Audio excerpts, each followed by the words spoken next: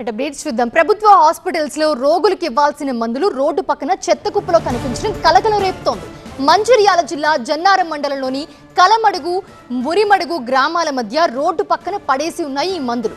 దీంతో బాధ్యులపై చర్యలు తీసుకోవాలని డిమాండ్ చేస్తున్నారు స్థానికులు.